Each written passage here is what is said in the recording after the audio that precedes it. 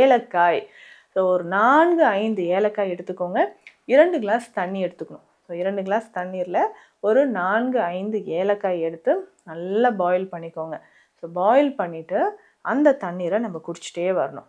So ஒரு tea மாதிரி இதை காலையில் நம்ம குடிக்கலாம். இதனோட கொஞ்சம் தேன் சேர்த்து, எலுமிச்சை சாறு கொஞ்சம் சேர்த்து காலையில் நம்ம இதை டீ மாதிரியும் குடிக்கலாம். ஸோ இப்படி குடிக்கும்பொழுது உடலில் இருக்கக்கூடிய அந்த பித்தம் நமக்கு நல்லா குறைய ஆரம்பிச்சிடும். ஸோ பித்தம் ரெகுலராக குறைய உங்கள் உடல்லையும் நிறைய மாற்றம் தெரியுங்க. ஸோ கண்கள் எல்லாம் மஞ்சளிச்சு போச்சு, இதில் ஃபேட்டி லிவர் பிரச்சனை வேற வருது அப்படின்னா இந்த உணவு முறையில் இந்த மாற்றம் செய்தே ஆகணும்.